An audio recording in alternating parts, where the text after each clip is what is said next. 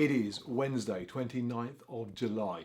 Last Friday at noon, my local bike shop emailed me after waiting all summer for a bike and said, finally, my Trek Madone SLR7 2021 was in stock and it had arrived way ahead of schedule, and all they had to do was put it together and I could pick it up on Monday.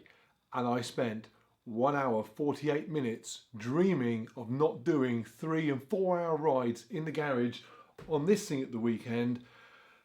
And then at 1:49 they emailed and said the frame was cracked and it was being sent back.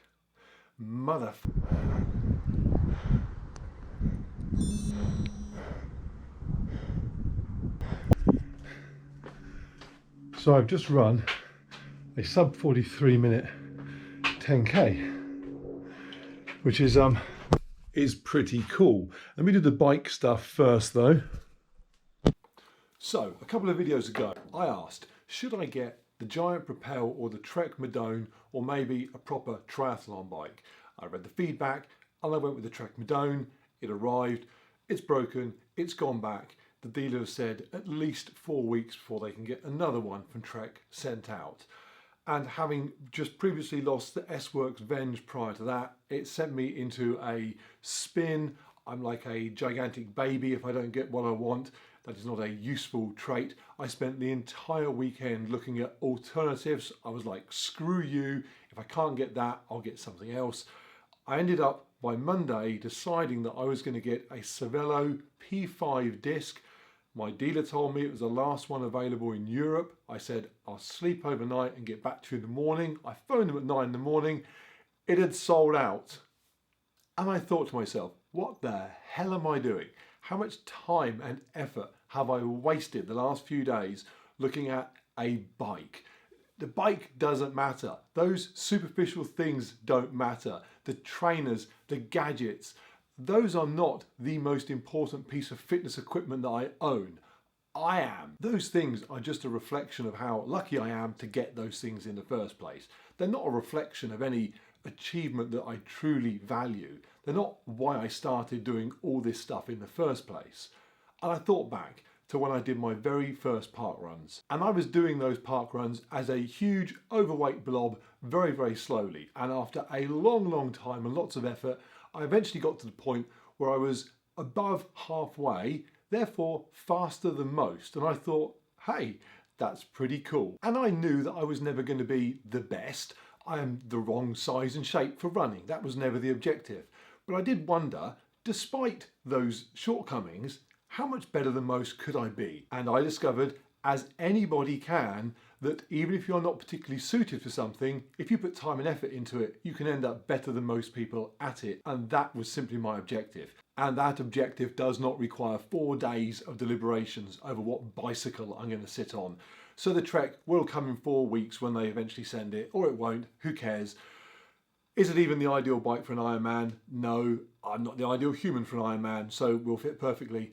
I am forgetting the bike for now, and I am refocusing on the thing that is actually important and filling my diary, getting back to that original goal of just seeing what I can do. And I have filled my diary out. I have a ton of races coming up. More on this in a second though, because I just want to go back to that run. Now, I shot a bunch of stuff on the GoPro while I was doing the run, but the wind noise was terrible. So I'm going to tell you now what I said then. And one of the things I said was, flipping heck, I'm getting quite quick here. So the Train and Road program that I'm following starts the week with a Monday off. Tuesday is then dropping back into the bike, Wednesday dropping back into the run, and it then ramps up to some crazy hard long sessions at the weekend. So today, Wednesday, first run of the week, feeling pretty fresh. The run today is a 45-minute run, moderate intensity, dropped into that run at random intervals, 6 30-second hard sprints. Now, clearly dropping 6 random sprints into a run is not the most efficient way of going for a run, but it's great for the training that I'm trying to achieve in this particular session. But despite that inefficiency, in under 43 minutes, I wrapped up 10k in my comfy ass slow recovery trainers while chatting on the GoPro. All last year, I was desperate to get under 45 minutes for 10k. I would do races where I'd start with the pacemaker guy holding the 45-minute flag and just watch him bugger off and leave me. I just couldn't get close to it. In fact, I did not get under 45 minutes for 10K until this year. It was the last race before lockdown. I scraped under it. I nearly died doing it.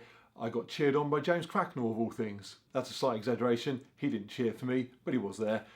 That's a 4:30 pace to go under 45 minutes, and it crushed me to do it. Today, I still ended up with 4:30 as being my slowest kilometre. In fact, I finished with a 4:04.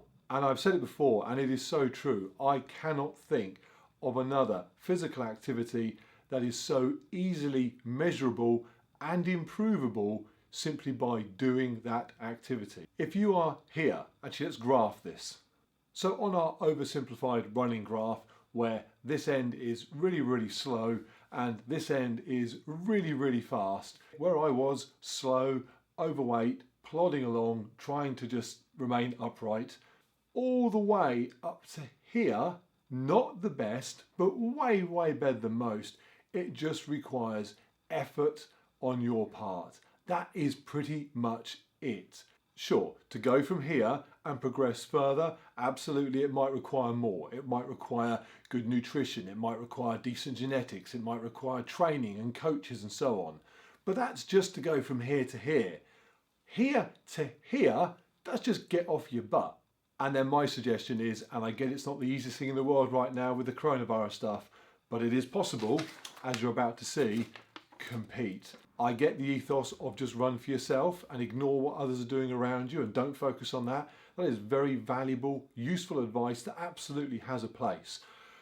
But to just completely ignore what others are doing around you and not wonder where you come against others is not a particularly human trait. It is why when I was that overweight, very slow park runner and I came in second from last and beat the little granny or the kid running with his sausage dog, I thought, yeah, gotcha. And it was a buzz. And sure, there would have been an awful lot more people ahead of me than behind me. And maybe that kid with his dog wasn't actually in the park run, he was just walking his dog. But whatever, there is a real buzz to be had from competing at any level. It is a real pity that park runs aren't on at the moment because it's such a brilliant way for, what's the word? Normal? Is that the right word? It sounds wrong. Normal people to just go and run against others. Enough soapbox. Let me tell you what I've got coming up because it's a varied and interesting list. And actually something happened today that sums up why this is so important. This arrived. I was supposed to be doing 3 rat race runs this year. Man v Mountain, Man v Lake, Man v Coast. They were supposed to be ultra marathons across some pretty hostile environments in the UK that were really going to be a challenge, and they're obviously all off. So instead, understandably, Rat Race put them on as virtual events. You paid a small amount of money, it covered the cost of them producing their medals, and you did something virtually at home, sent in your results and got your medal. This is the second one I picked up. This is Man v Lake. I forget exactly what was entailed in the actual Man v Lake.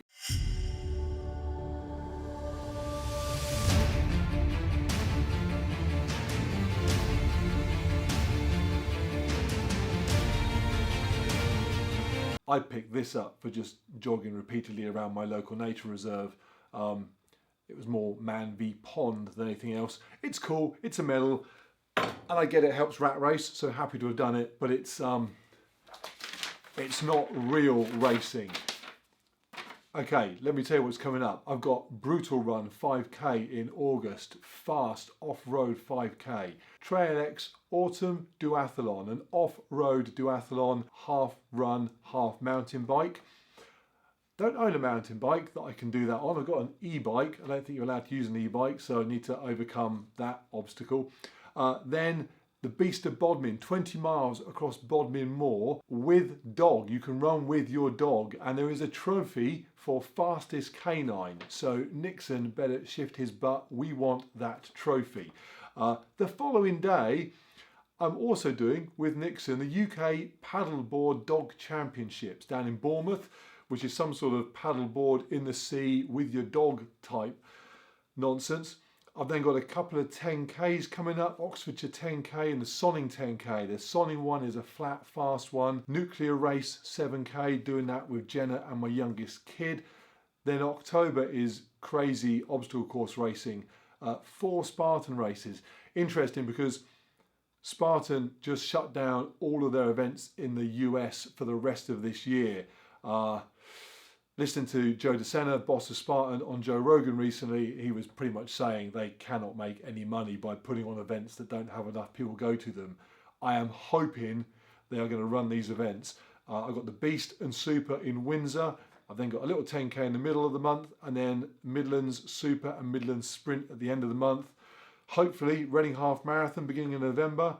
Another 2 Spartans, the Beast and Sprint for the South East. I've then got another race with Nixon in Hampshire, another brutal run, another winter duathlon. Got to get that mountain bike sorted. Finishing off the year with the Hurtwood 50K Ultra, a run I did last year. Really, really tough ultra. More hill climbing involved than going up and down Snowdon. I wanted to go under 6 hours last year and missed it by a matter of minutes, so I am going under 6 for that. 19 races lined up. I use Find a Race. They are out there. If you missed racing, go hunt them down. Yes, you might need to paddleboard with your dog, but you can compete at something. Next Monday, the gym's open at last. If I have to do another chin up on the beams in here, I'll go nuts. Monday after that, swimming pool's open. Be interesting, because I haven't swum in a long time. And then a couple more Mondays after that, maybe the bike will be here, or maybe it won't. It simply doesn't matter. It is not my most important piece of equipment. I am. Having said that, better bloody be here.